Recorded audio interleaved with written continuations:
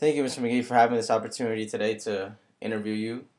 And just to start off, my first question is, what is the purpose, or what was the purpose of Mr. Prophet coming here to CFS? I know that he came here a couple Fridays ago, last Friday actually, and I wanted to know if you've ever met him before and what was the real purpose of him coming. So the first thing the reason why he comes here is essentially to help us to evaluate our plan and coaches us to move forward, gives us some strategies for moving forward. I first met Don in a webinar last year where our students here at CFS participated with students from all over North America in discussing ethics and technology and how that impacts education. And so he was one of the facilitators of the webinar. And then over the summer, I had an opportunity to meet him at the Institute for Global Ethics annual conference in Omaha, Nebraska. And at that time, we got the opportunity to catch up, and he was sort of interested with the types of boys that we have at the school. And I was just interested in learning from him as an educational leader and somebody that has a pretty eclectic background and history of leadership, and thought that even for me personally, it would be a good partnership to kind of pursue. And I knew that our team here would really appreciate his presence with us, and he lived close enough to be able to visit the school 3 times a year as opposed to having a web-based discussion or coaching session. Yeah.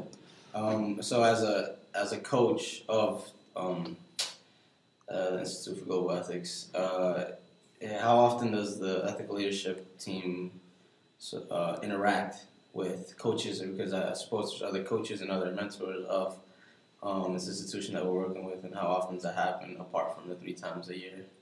Well, so there's 3 formal times a year that we meet, and once in the fall, once in the winter, and once in the spring. Each of those times we look over our short-term, medium-term, and long-term goals for the team and the work that we're doing here at Church Farm School. So those are the 3 formal times that we definitely will meet together. I talk with him probably on a bi-weekly basis, or at least maybe not Don directly, but the Institute for Global Ethics. We're constantly in dialogue with one another, and there's additional programs like last year, for instance, the webinar that we did in the wintertime in February, I believe, on technology, ethics, and education. I know this year they have planned to have additional webinars so that students can work with other students from other schools. That got a lot of really solid feedback last year at the annual conference. And Don might also help come out to facilitate our in ethics project. As that continues to develop. So there's further opportunities for him to work with the school, but the way that it's kind of structured and sort of what the grant allows for, the grant that we receive to work with the Institute for Global Ethics, is that 3 times a year he would be coming to give us coaching sessions. All right, so that coaching session was on last Friday, yep. Right? And about the time, do you think it was given enough time? I think it was around 2 hours that it 2 lasted. Hours. What do you think should have been shorter, longer, more interaction? I thought it was a pretty productive use of time, actually. I think that week was a long week, especially for the adults in the community. There's a lot of things in other meetings that were taking place, and so I was kind of apprehensive about the success of the meeting. It was on Friday afternoon at 2:15 to 4, which is probably the most difficult time to schedule a meeting for anybody in the community. It's at the end of the week. People are looking to rest, go home and start their weekend. So just getting a general feeling for how that meeting went. I mean, everybody seemed really engaged for that entire 2-hour time period. And to go to 4 o'clock in the afternoon on a Friday and have people that responsive and that engaged to the processes that we were working through, I thought was really successful. And it was really interactive too. That was the other part. Everything that we were doing was meaningful, was practical. Everybody was engaged. And so in terms of evaluating the use of our time together, I think it was a productive use of time, certainly. And I know I was at the meeting from a certain time, but I wanted to know what happened before before when I came in, I saw on the board it said art and ethics, Yep. and it was like a whole diagram sort of. What happened before those, like 10 minutes, 15 minutes before that? Yeah, so the meeting started. The meeting essentially had two agendas. The first thing was to plan out or organize our ideas around the art and ethics project, and the other thing was to create sort of direction for evaluating our elements of a CFS student or what that might look like moving forward. So the first half of the meeting was all about art and ethics, and we started by doing some chalk talk, is kind of what Don called it. And essentially we created a cognitive map on the whiteboard, and for the first 10 minutes, everybody had a dry erase marker, and he wrote art and ethics up on the board, and nobody talked during this portion of the meeting, and people just wrote ideas up on the board, ideas about values, ideas about art, ideas about ethics that they had. And once the ideas began painting the chalkboard, people then began to make connections or draw lines between ideas, whether it was a value or an artist or work of art. That was kind of how we got all of our information out there initially. And then once that was completed, the entire whiteboard was covered in words and things like that. Then we all kind of stepped back and analyzed, what we had just created to see, well, what are the connections here? What seems to be meaningful for our community? Where the places might we, start to think about, hey, this is the direction that we need to go for an art and ethics project. Okay, and during the meeting, I know there's a lot of information given out about the steps sort of in that process, and but how was that information itself processed? How would you call it? Like how is that information set out? Like how is that going to contribute not only to that meeting but also to and forward? So I think it provided sort of a way of brainstorming initially. It allowed us just to get everything that might have been on the inside, on the outside. It allowed for us to collectively look through what everybody's thoughts, feelings, emotions were about doing a type of project like that. And then we were able to analyze, okay, what's appearing sort of most directly for us as a community? What themes appear to be reoccurring? What are the most intriguing points that as a group we made sort of without even knowing it? It was kind of, I don't know, maybe even discovering our collective subconscious or something like that on the board. But it was interesting when we all sat back and started talking about, okay, well, here's what art project might look like here at the school. Just that exercise really provided a lot of fertile grounds to have a productive conversation instead of just throwing out, okay, what do you think we should do? It provided us with a framework and something visual to look at and to see where we were already making connections with each other. So even that exercise, I think, fostered a sense of unity of purpose, if you will. And do you prefer this sort of setting and work where it's like small group type of information collection, in other words? Yeah. Come on, man, you know me. In comparison to how CFS has done it with this or with other subjects in the past, such as the elements of CFS student, giving everybody a sheet or sending out a survey. Yep.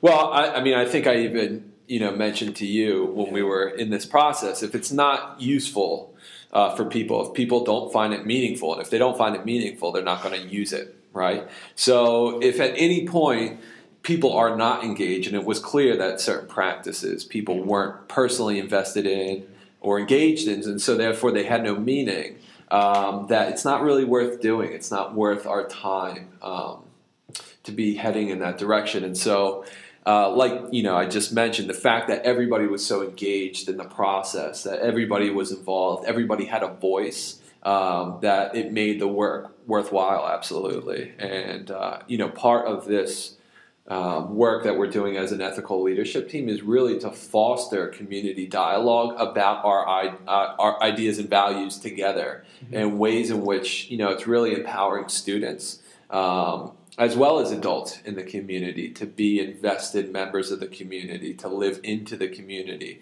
rather than just sort of handing out, essentially rules and regulations on how you should be living your lives, how you should be, coming to school, thinking about your education. All that stuff is very authoritarian, where this is inviting students to think for themselves, to be invested stakeholders in our common life together. And I think it's highly participatory, it's highly interactive.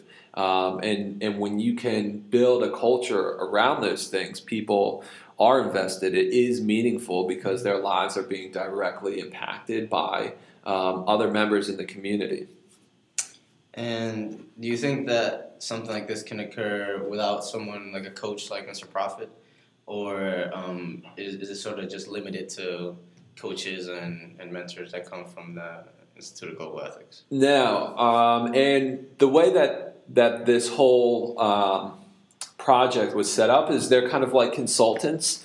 And so we're not directly following a plan of action that they mandate, right? So they're sort of practicing what they preach in terms of what we experienced on Friday. They provide tools and they provide feedback, counsel, if you will, but everything that we're doing here is very much tailored to the needs of our community. And so in that way, part of my responsibility is putting the adults and the students involved in that committee, and our team, that I put them in a position to essentially do the same things that Don sort of modeled for us. So in a sense, everybody on the ethical leadership team becomes a coach, and the more people that get involved in this process, the more successful we will be as a school and as a team. And I've told people if we're successful, and I've told the team this, if we achieve our goals, we have a three-year window essentially to root this in the community, that if we're successful, we won't have to be having meetings like we're having, because everybody will be involved in this process that will be rooted in the fabric, the DNA of our community. In that sense, like I said, it's very participatory. Everybody becomes involved in the program, and I've been encouraging people, anything that we offer to the community, steal it and replicate it again within the community. It's not something that, again, the Institute for Global Ethics is dictating to us, or hopefully it's not something that the ethical leadership team is dictating to the school community. We're trying to provide opportunities for people to engage in this process and to find meaning in our common life together, and find meaning in their place here at CFS. All right. And in that meaning and in that process going forward, how would you sort of differentiate the short-term goals for the team and the long-term goals as of right now? So the short-term goals have been more or less to involve people in the conversation around our common values together, and creating situations where they can experience what ethical dilemmas look like. Living in a community that is as diverse as this, these types of ethical dilemmas, right versus right dilemmas, are bound to exist or emerge, and students experience these things, I think, on a quite regular basis. Adults in the community experience these things on a regular basis. So the initial short-term goal was to introduce people to this project and to get them involved in the conversation, get them talking about what our values mean, what are our common values together. And once we identified them, then the conversation sort of reached a new plateau that we can talk about. All right, so we've identified these common values together. Ours are responsibility, respect, integrity, brotherhood. These types of things sort of fit in with our community together, and the things that emerge from within the community.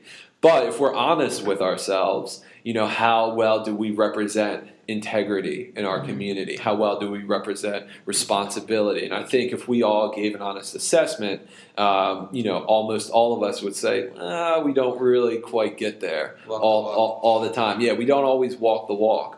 But having these conversations and to be conscious of the decisions that we're making, I think help us get closer to living into those values And it all starts with thinking through them, being aware of what they are. And so we kind of set the standard for ourselves.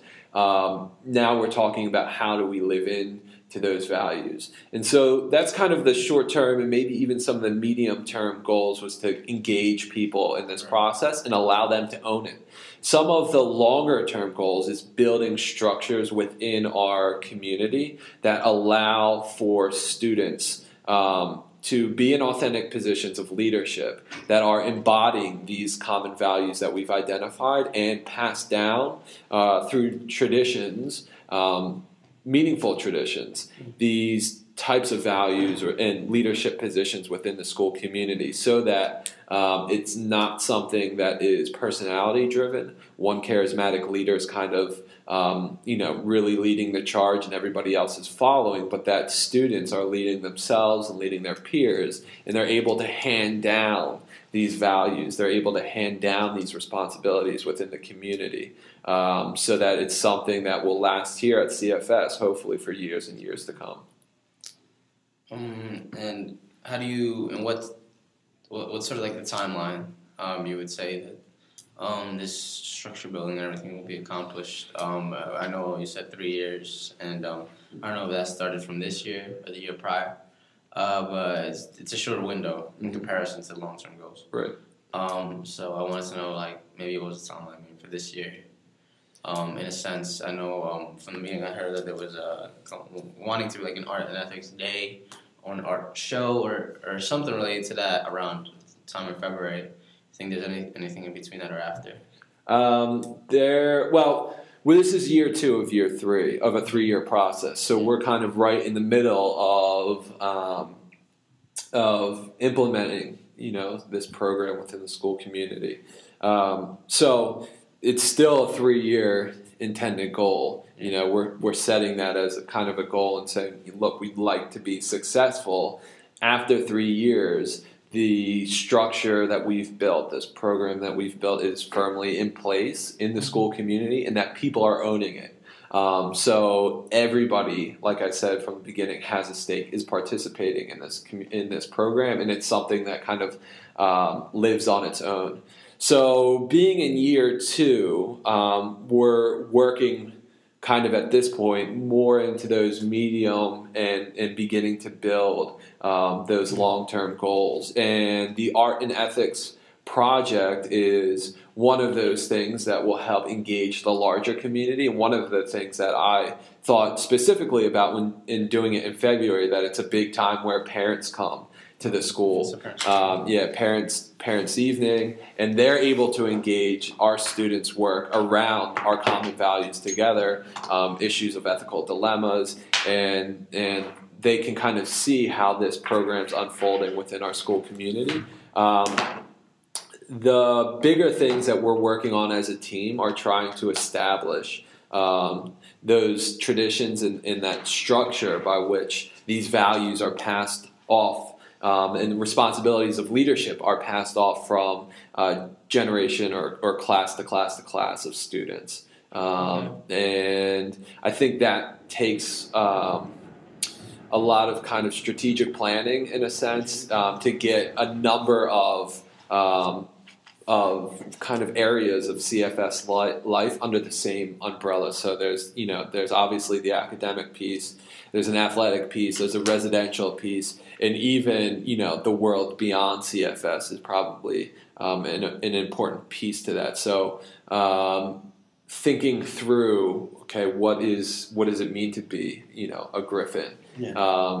Across all of these areas of CFS life, and in each of those areas be representing integrity, respect, and responsibility, and what does it look like to hand these things off, right? So that it's not one person who stands up and says, hey, we need to think about these things, but it's almost something that becomes unsaid within the community. That's just sort of the Griffin way, if you will. And people, when they come as a 7th grader, they kind of get the sense that this is what the CFS community is all about, and hopefully they look up to the point where they're kind of the keepers of those values, and they're the ones who exhibit them and really act as role models to the seventh graders that they once were in the community. And at some point, it's kind of a great process to be able to keep those things, but also hand them off and move on to the next thing in life.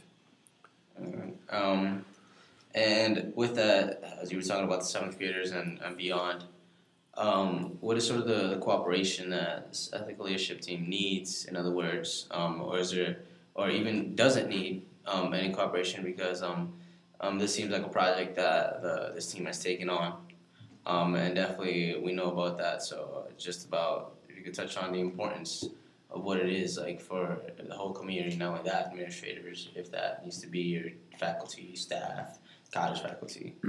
Sure. As I said a few minutes ago, that we've been encouraging people. I try to encourage people more and more to steal the things that we're doing, right? Even the practices that we might go through, like the Chalk Talk or World Cafe practices, a lot of conversation in the academic faculty has been about 21st century education.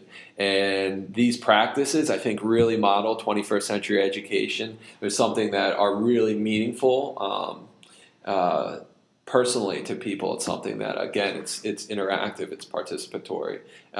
It's not using any technology for the most part too, which is also great.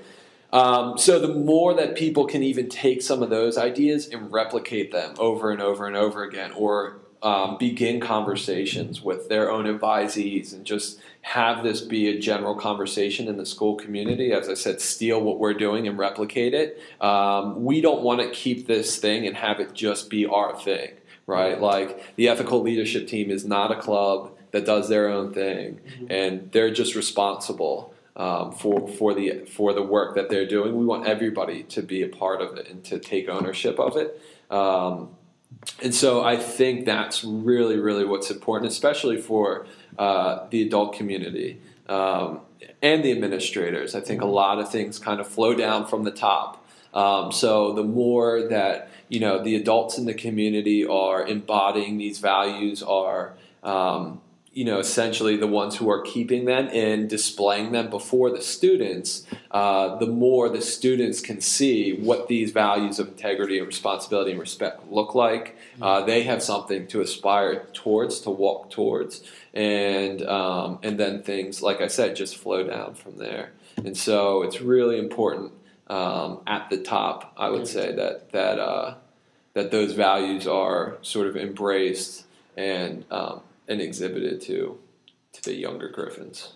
And with you personally, how would you call your position as being part of the ethical leadership team? I know Mr. Magee, not just part of the team. Actually, the team takes on the role, but you seem, I don't know what to call it, because some people might call it the director or the person on the top, or how do you perceive that?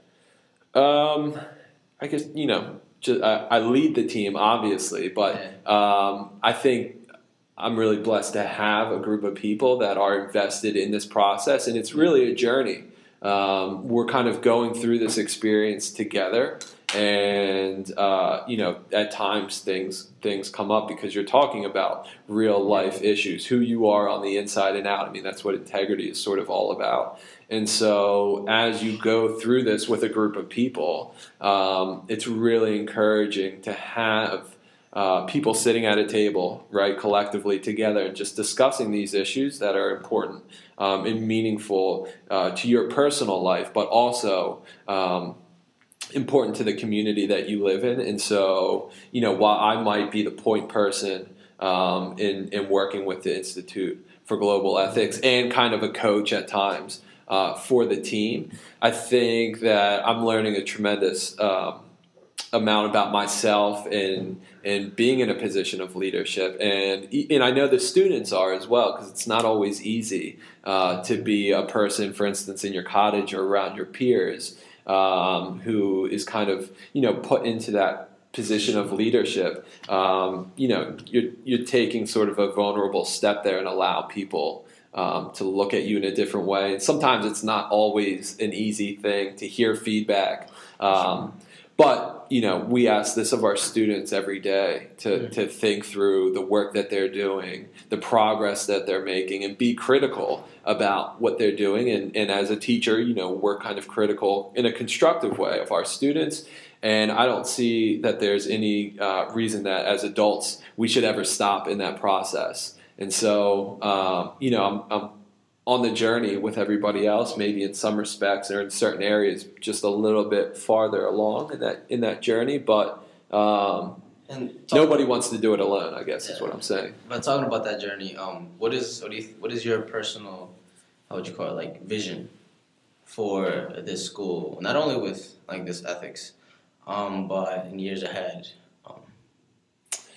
Yeah, I kind of mentioned, I think at a number of times the student community that I've had the good fortune of being in a number of schools that are in some ways like church farm schools in urban settings. We're not in an urban setting, but I've been in schools in urban and rural settings that have been highly diverse. And even talking with some parents last night at Parents' Night, I think that aspect of our community, the fact that it's so diverse socioeconomically, that it's so diverse racially and ethnically, that the students are the strongest asset of our community. And perhaps just the dynamics of our community, that's sort of like the hidden curriculum, is possibly the greatest educational asset. The greatest thing that we teach, and it doesn't come from a single teacher, it comes from the boys themselves. And I think that's incredibly exhilarating for me, and having the experience of again being in a number of different schools. That's something that's so unique, and it's something that I think I wish the world outside of this place sometimes looked a lot more like it does on the inside here at CFS. And if people do come into the school and they witness what's happening here, and they just sense this great energy from our school community, and it's sort of like that energy I would just want to bottle up and let the students know that this is something that they're experiencing on a daily basis. And in terms of a vision for CFS, I think that's one of the things that I would like to see magnified in the future. And that students would own that process and continue to live into it and build into it. All right, definitely. And I think on that note, since you have another meeting, we're done. Okay, cool.